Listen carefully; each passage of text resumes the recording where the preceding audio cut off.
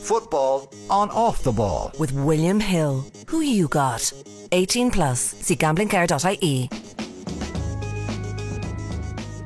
Can we give a very big Dublin welcome to John Aldridge and Robbie Fowler?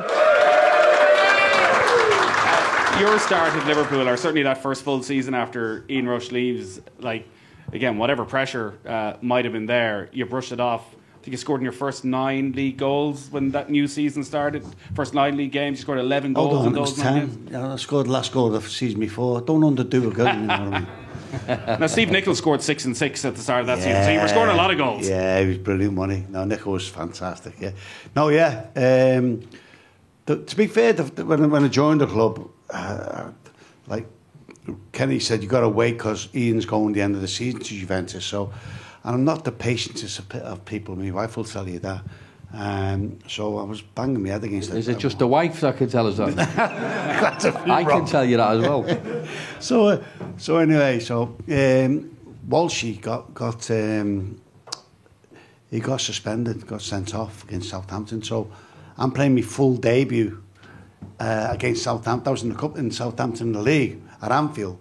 So the true story this. So obviously the day comes. I'm waiting. This is massive day for me at Anfield. So get your tickets sorted. You need like 20, 30 tickets to keep everyone happy. So playing Southampton, it wasn't a great game. I scored the winner. It was 1-0 with 20 minutes to go. Jan Molby floated this lovely ball, free kick, far post. So I'm about 12 yards out, and I get up, and I put it right across the face of goal. Peter Shilton, the England keeper, is in goal, which made it fucking better. Anyway, so it goes in off the far post. And we're talking about euphoria before. I've gone nuts at Denny Road and Anfield Road, and I've got given it loads and all that. And next minute, you've got to go back to the centre circle. Come on, we've got to go. I was just enjoying myself. So anyway, I run back towards the Kop end. And as I'm running back for the kick-off, I looked at the Kop. There's 25,000 singing my name. And I looked where Bruce was in goal, where the goal is, the crossbar there, above the crossbar where I stood every single home game in me teens. And I looked there, and all of a sudden I thought, my mates are there now, standing where we stood, looking at me.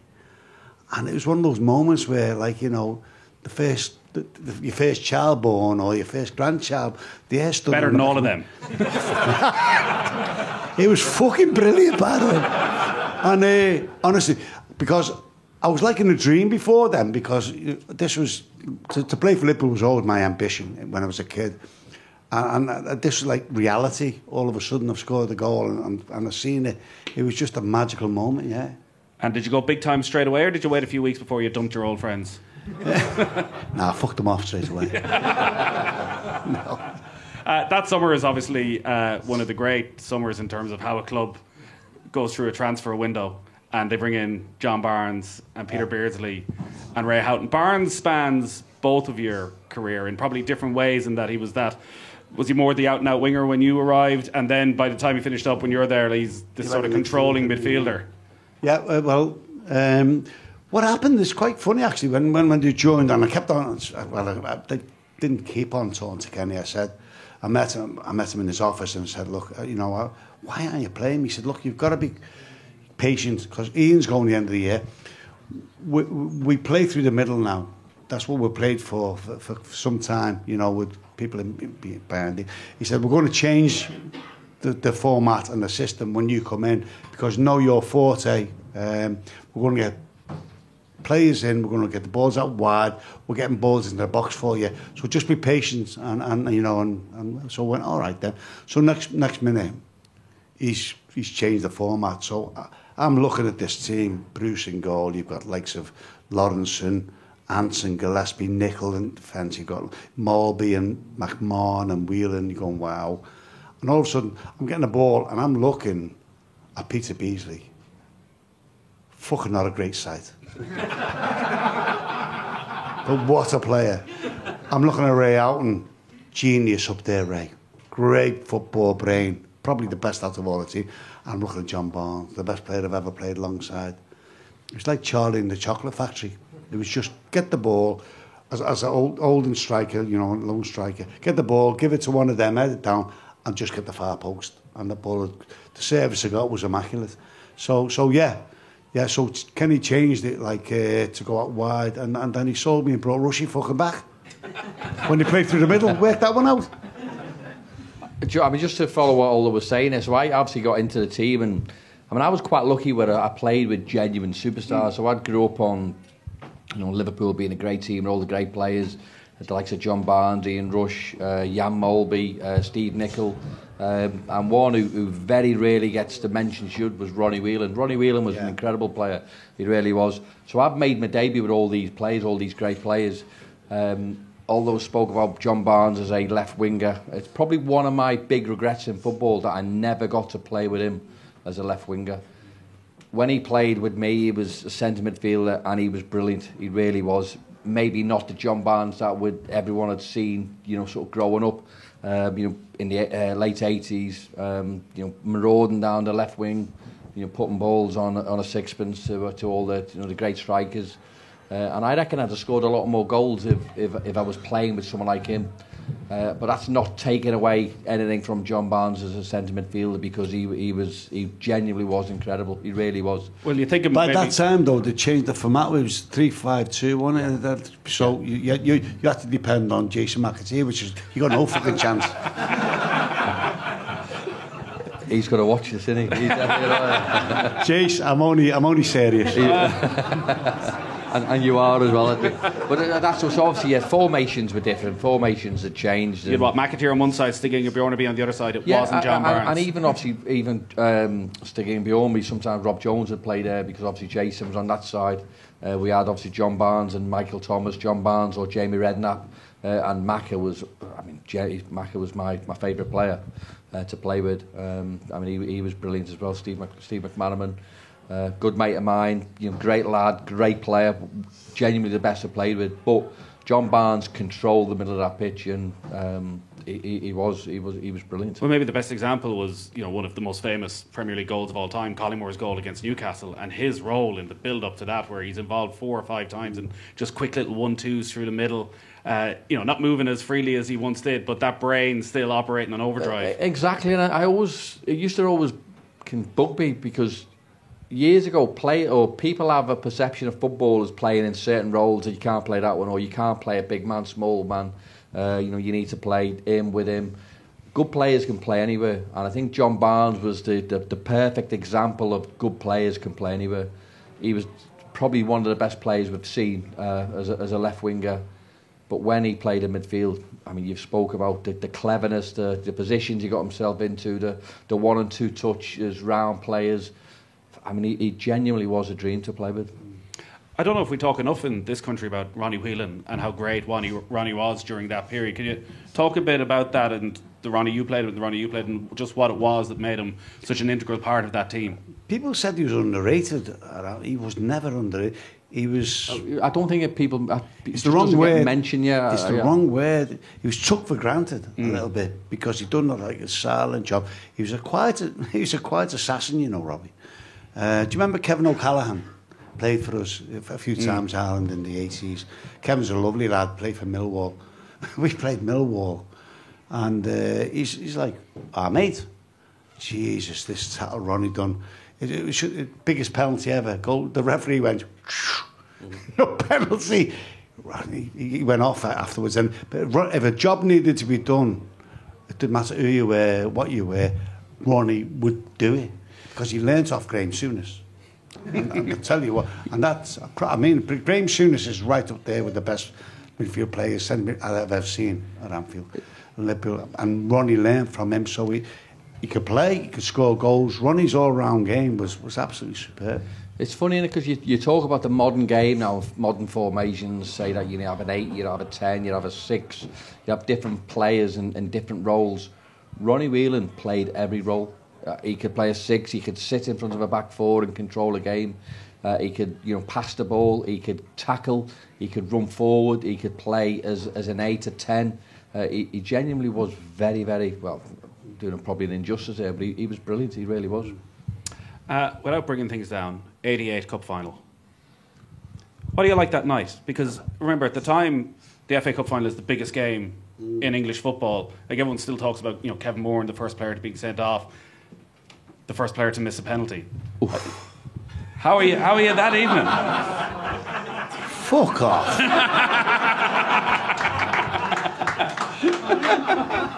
Are you? Don't talk to me for a week after this, or are you able to brush it off? Leave it, although leave it. Do you know what? I don't know. I can laugh about it now, but at the time, Can you?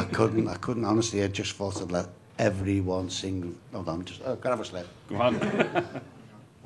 Yeah, I was inconsolable for a while after the game, but I thought, well, look, I've got to get myself through this till tomorrow. So we just got bollocks. No, seriously, I went and I just took myself silly that night because I just wanted to forget. And then next day, I fucking done the same again. And then on Monday, I realised that I can't keep on doing this, so you got to front it. Can I ask you a question on that? And I mean, I missed a massive penalty for Man City against Middlesbrough. I think if we'd have scored it, we'd have qualified for Europe. Massive. I mean, it was a massive miss. Probably like you, wasn't a miss. It was a great save, right? But I always look at the positive. So when something adverse happens, you try and spin it so it looks great on you. And I think again that's what we do. Did you look for any positive, outcomes from that, or? No, I couldn't. But the one thing I'll say when Kenny came on the pitch and he put his arm around me, he said, "Look, without your 2 goals in the semi-final, we wouldn't be here." It was nice. But not nice. It meant fuck all to me.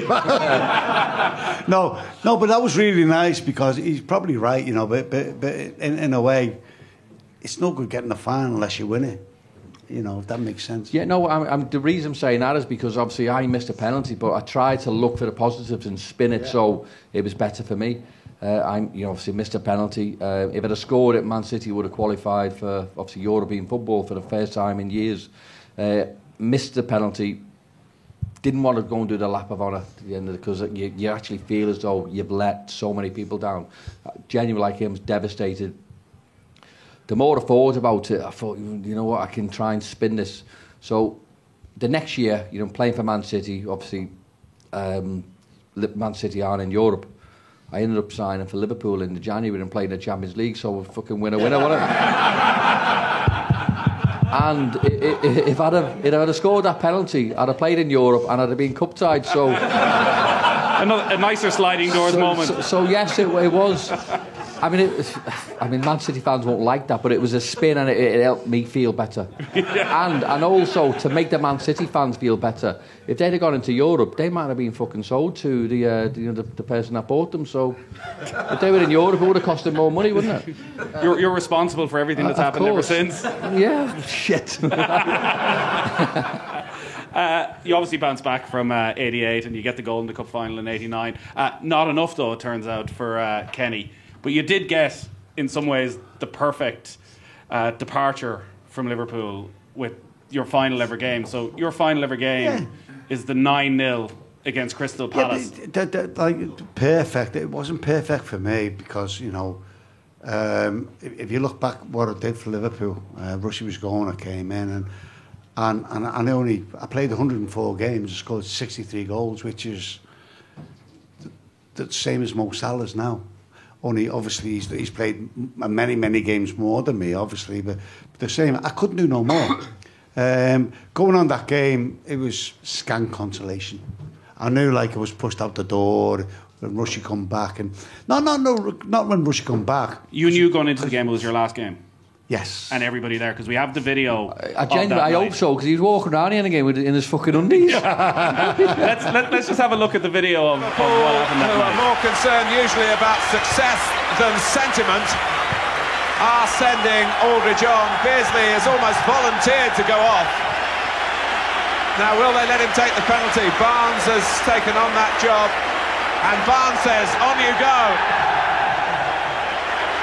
So Aldridge, what an entrance it will be if he puts this away. He has done, and it's the biggest cheer of the night. Brilliant. And that's Do you know what happened after that? At the end of the game, like Robbie said, Liverpool Football Club, the teammates. I didn't know what to do at the end of the game. The cops all cheering me, like cops be second home type of thing. They're not just cheering you, the noise levels when you watch that are off the charts. Oh yeah, so you see, so I didn't know what to do. What a fucking body that is, ladies, man. So I decided to throw my boots in, and he fucking threw them back at me. No, they didn't. Obviously didn't. But that running off there is one of the most emotional 2 minutes of my life. I was absolutely gobsmacked. Knowing you got your lump, knowing you say you can't swallow.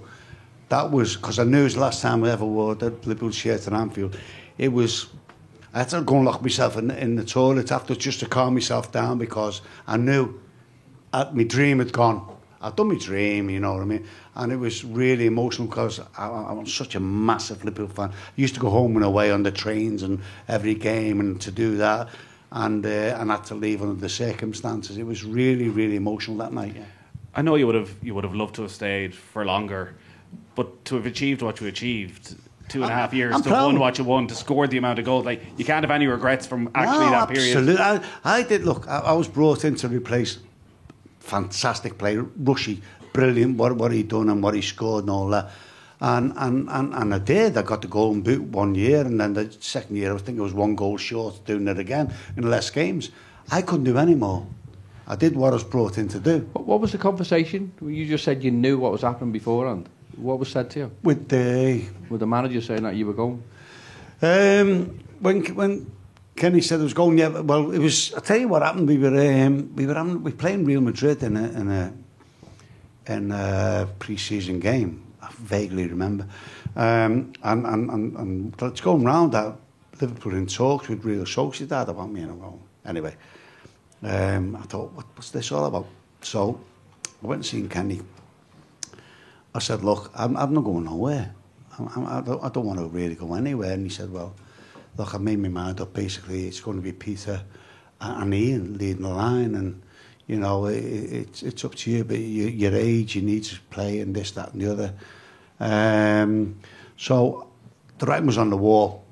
I knew, and we were going to the World Cup in 1990, obviously, and I thought, well, I'm not going to get splinters in my arse, as much as I love Liverpool. But Liverpool are very clever, and they're right to do it, because they didn't want me to go anywhere in the league to vie against them. Quite rightly so. I get that. So, you know, I guess shipped abroad. I felt never done that with me. I felt, because you can't vie against Liverpool and score goals for another club. Not that I wanted to go to another club. So you know, you go to Spain and all that, but yeah, it really hurt me. It really hurt me, and I'm glad I did go to Spain. I felt sorry for my family, because my wife's a big home bird from Liverpool, and our family from the South End, where we're from. And then I've gone to Newport, to Oxford, and the women can appreciate this, and then gone to Liverpool, come home, and I've done my job, and all of a sudden I've got to uproot all my family and go to San Sebastian, which is one of the best places on earth, by the way. So that sounds terrible. Oh, man. It's all right for me, but like, women away from the families and you know what I mean, and mums and dads, it's really tough. It's all right for us, we can do it. And it was a great place. I love the Basque people. They're like the Irish, they're like the Scousers, the fighters, they're proud, they're passionate, great people. And you know what, they gave me a deal that was absolutely ridiculous at the time, which helped as well, you know, because of the future of the family, you know, and I appreciate it. But they're great people, absolutely love the Basque people there. Obviously, the best days as a supporter, Robbie, are when you win a trophy. But I think when you talk to Liverpool fans, one of the most special days for them was where they were when they heard you were coming back. Mm-hmm. What sort of conversation would we be having tonight if you hadn't gone back? If you'd left Liverpool the first time and there was no return, would you? You know what? I don't know. I really don't know what I'd be saying. Would there be a bitterness? What I'd be doing. Yeah, I think there would be. I mean, like Aldo, I think loyalty is a two-way street in football, and the players will get stick all the time about he should be signing this or he should be playing. But sometimes the club don't want you, and he's just mentioned himself, but it happened with me. So before I went, a few clubs had tried to sign me. I think it was Newcastle, Aston Villa, and then I was sat at my mate's house one night, and Gianluca Vialli, who was the Chelsea manager, phoned me up, and he said the club have accepted a bid, and I went, well, don't want to go anywhere. But like Aldo says, you know, it happens within football. You know, if you're surplus, you know, they can't wait to get rid of you. They can't wait to go because they have other plans. It's football, and the quicker you get your head around that as a player, it's much better. And like Aldo, I hated not playing, you know, and I didn't want to get the splinters, as he said. We need to play, you know, we need to try and, you know, be better ourselves, and I think it's like a mental thing as well, isn't it? Yeah. You need to play because you can't be happy just sitting on, letting other people doing what you think you should be doing. So I knew my time was up at Liverpool. So that confidence that you clearly had, no party is thinking, I'll just stick this out for a year, 18 months. Let's see what happens with the manager. No, because I wanted to play, and I didn't want to wait for 12 months, 18 months. I didn't really want to do that. I wanted to play. You know, I was, don't forget me wrong, about injuries, and when you have injuries, you probably appreciate football a lot more because obviously you've had time out. You know what it's like anywhere else. But in a way, and in a sad sort of way, I'm glad it happened because I got to appreciate what other clubs, and although mentioned it before, and this is genuinely not slant on Leeds or Manchester City. When you go and play for the clubs, you realise how special Liverpool is. Really massive club, great fans. You know, everything about it is great. I know what managers have certain plans, certain ideas of who should be playing, who should not. Sometimes you're surplus. Went to Leeds, went to Man City. But getting a phone call off Rafa Benitez saying that, you know, he wanted to sign me. Ironically, it was because Liverpool were struggling to score goals again, which was what happened, you know, how we made my debut. Is that completely out of the blue, that phone call? Out of the blue, yeah. I think I'd put it into his head the year before, in all honesty, I'd seen him, when Liverpool got to the 2005 Champions League, I think I bumped into Rafa in a bar when they were out celebrating, and I told him I should be back at Liverpool. He's probably went away thinking, who the fuck's he? You know what I mean? Obviously, got him a few more drinks, and we were fucking best mates at the end of the night. And then, you know what? I got a phone call out of the blue. I was playing golf, or just about to tee off. Phone goes, and Rafa's gone, you know, we want to sign you. And I actually thought it was one of my mates winding me up. And it turns out it was Rafa. You know, drove to Anfield straight away, never teed off. And Rafa just said, look, you know, we want to sign you. We want to give everyone a little bit of a lift. We want to give the players a lift. They weren't scoring. But more importantly, we want to give the fans a lift. And I was forever grateful for Rafa for bringing me back. And it genuinely made my career. You know, you mentioned before about winning trophies, scoring goals, and I loved every minute of that. But getting the chance to re-sign for Liverpool and appreciating them more the second time was genuinely the best thing that ever happened to me. Football on Off the Ball. With William Hill. Who you got? 18 plus. See gamblingcare.ie.